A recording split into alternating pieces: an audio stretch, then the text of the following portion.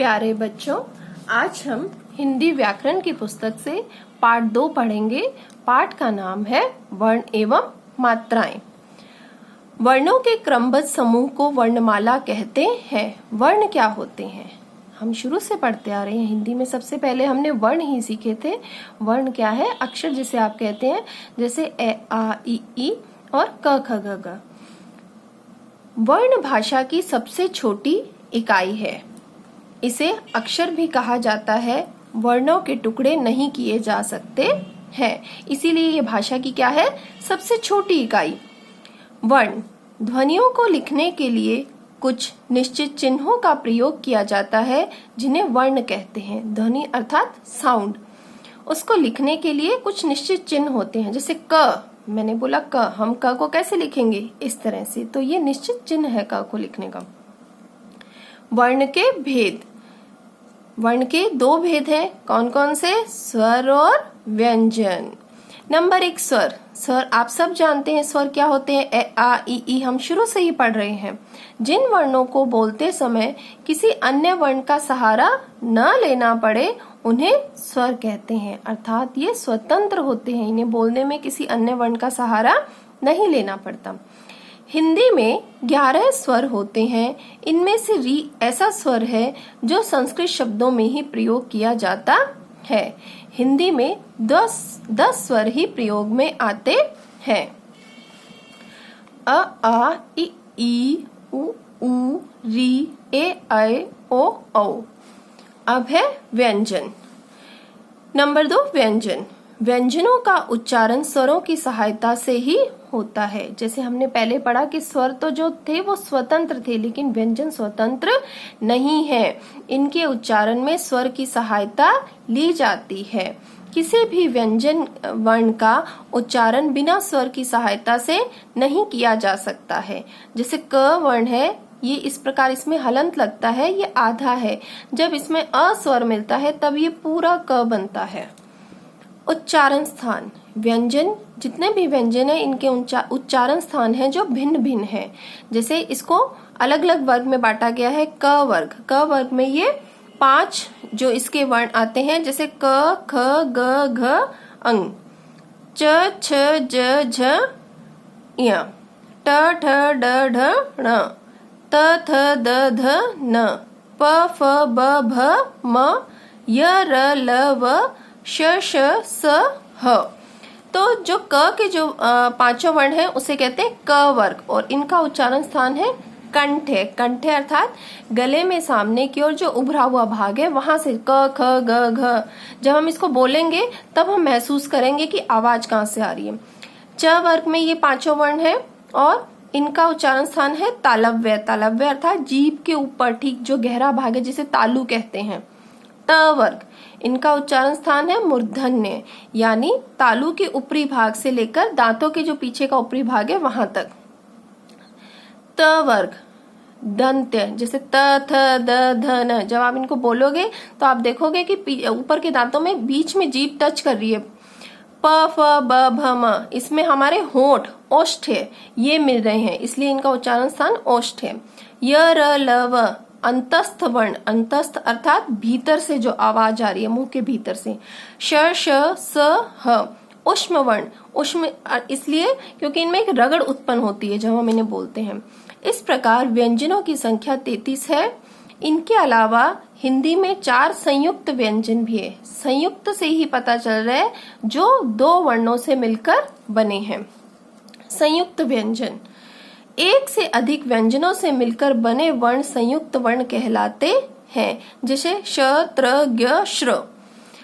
क और श मिलकर बना श, क्षत्रिय कक्षः। त्र, त और र, त्रिकोण पत्र। ज्ञ, ज और य, ज्ञानी यज्ञ। श्र, श और र, श्रमिक श्रद्धेय। उसके बाद है द्वित्व व्यंजन। द्वित्व का मतलब होता है 2।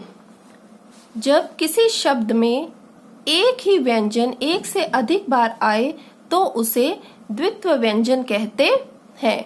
जैसे खट्टा, इसमें ट वर्ण देखो 2 बार आ रहा है। कच्चा, च वर्ण 2 बार आ रहा है, आदि। और ऐसे कौन से शब्द होते हैं आप सोच के देखो, पन्ना, पत्ता, दिल्ली।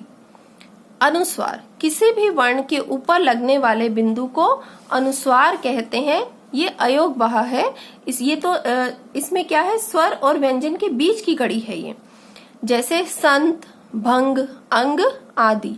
ये जो डॉट है ये क्या है, अनुस्वार। अनुनासिक, अनुनासिक को चंद्र बिंदु भी कहते हैं। वर्ण के ऊपर लगने वाले चंद्र बिंदु, ये देखो, को अनुनासिक कहा जाता है। जैसे गांव, पूंछ आदि। इसमें नाक और मुंह से ध्वनि निकलती है, एक नाद निकलता है, गांव, पूंछ।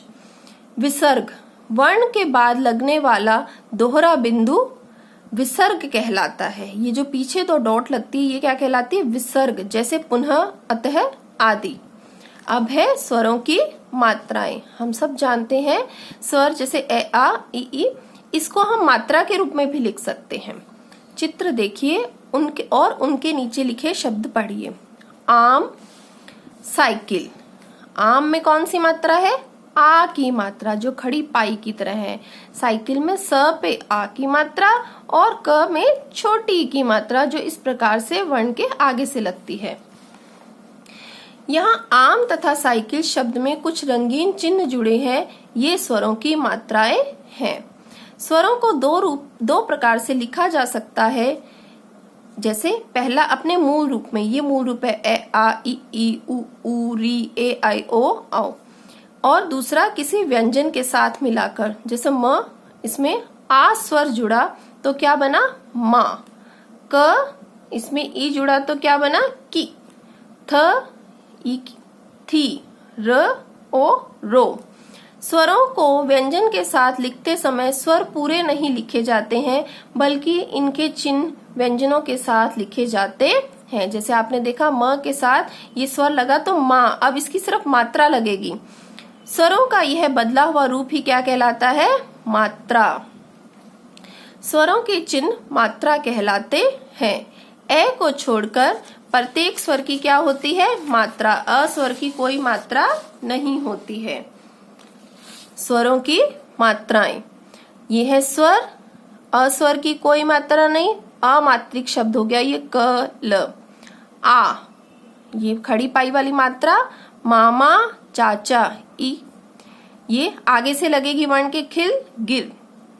ई, नीली, हरी, उ, गुण, सुन। ऊ, फूल, मूली। जब आप इन शब्दों का और इन शब्द का उच्चारण करोगे तो आपको मात्रा का अंतर अपने आप समझ आ जाएगा। इस मात्रा में कम समय लग रहा है और ऊ की मात्रा फूल, मूली, जब आप बोलोगे तो आप अपने मुंह से उच्चारण देखो किस तरह से हो रहा है। ऐ, केले, मेले, मेवे। ऐ, पैसा, कैसा। ओ, चोर, मोर, और। गौर, कौर। विशेष, र में उ और उ की मात्राएं नीचे नहीं बल्कि इस प्रकार लगाते हैं। जैसे देखो आपने यहाँ देखा ये उ की मात्रा क्या है, नीचे लगी है, लेकिन जब र में ये मात्रा लगती है तो ये इस प्रकार से नहीं लगती है। र में जब मात्रा लगती है वो उसके इस प्रकार पीछे लगती है। जैसे र उ की मात्रा रुपया, रुचि। र में बड़े उ की मात्रा रूप, रूठना। ये र में पीछे लग रही है मात्रा। आपने जाना वर्ण भाषा की सबसे छोटी इकाई है। सब भाषाओं में निश्चित वर्ण होते हैं। वर्णों के सही क्रम वाले संकलन को क्या कहते हैं, वर्णमाला। इसमें 11 स्वर है और 33 क्या है, व्यंजन। स्वरों का प्रयोग व्यंजनों के साथ मात्रा के रूप में किया जाता है। वर्ण 2 प्रकार के होते हैं, स्वर और व्यंजन। सही विकल्प पर चिन्ह लगाइए। वह छोटी से छोटी ध्वनि जिसके और खंड न हो क्या कहलाते हैं, वर्ण। हिंदी में कितने स्वर होते हैं, कितने होते हैं, 11। जिनका उच्चारण अन्य वर्णों की सहायता लिए बिना होता है कहलाते हैं स्वर। व्यंजन कितने हैं, 33। सही कथन के सामने सही तथा गलत कथन के सामने गलत का निशान लगाइए। वर्ण भाषा की सबसे छोटी इकाई है, सही है या गलत है, सही। दीर्घ स्वरों की संख्या 8 है। एक से अधिक व्यंजनों से मिलकर बने संयुक्त व्यंजन कहलाते हैं। सही है। और दीर्घ स्वर ये गलत है। श संयुक्त व्यंजन है, श संयुक्त व्यंजन है, ये सही है। अब इस पाठ को आप एक बार फिर से ध्यान से सुनेंगे और फिर से इसकी रीडिंग करेंगे ताकि आपको समझ आए कि इस पाठ में हमें क्या समझाया गया है। धन्यवाद।